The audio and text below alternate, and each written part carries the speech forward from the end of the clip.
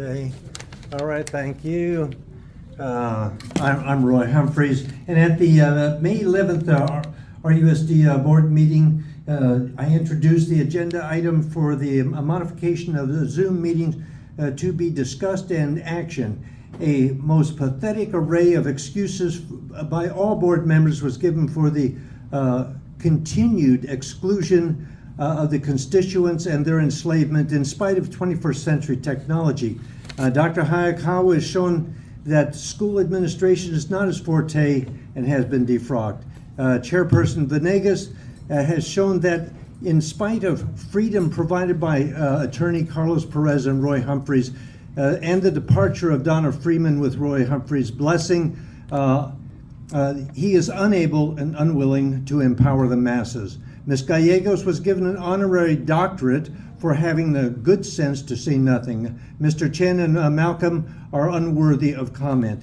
It is noted that neither the board nor Superintendent Mitchell displayed the common courtesy and fundamental business acumen to send notification to Mr. Humphreys since he had submitted the issue as to the outcome thereof. And Mr. Venegas was sheepishly responded to Mr. Humphreys' questions when asked at a social event as to the outcome. The barbaric audio recordings had no evidence of discussion except evidence of tape erasing in the July meeting. Superintendent Mitchell has noted that transparency will be on tonight's meeting item L. From Zoom to lack of Zoom, we can only imagine how the district will respond. Will respond to the cry for transparency has been evidenced at every social and governmental level, which can be seen daily at federal, state, county, city, local, and yes, school board levels. And we must tonight pay homage to Mr. Harry Peterson, who was chairman of the Bond Oversight Committee, to wit, and our good friend over there, Mr. Flores, did everything possible to try to obstruct his, and they've hidden his final notes as he retired and he's now has died, that a grand jury might be beneficial to this district. Kind of gives you a little idea of what is going on. Thank you very much. And Alex there, they really saved the day at Oswald Academy. There were some issues that had to be resolved, and they took care of it right away. The opening was beautiful. If you want to see a beautiful school, I mean, it's amazing school, go to Oswald Academy. That's going to be a fantastic place to learn.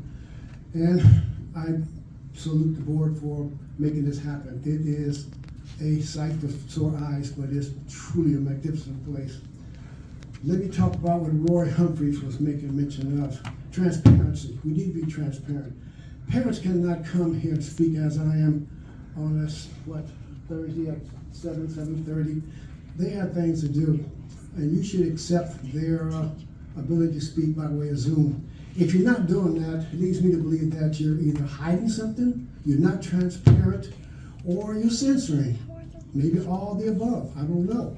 But I would think as a public institution, which you are, these parents have a right to speak. Now, what I'm going to do is talk to them, say, I'm going to call the Department of Education and find out why you're not letting people speak by way of Zoom.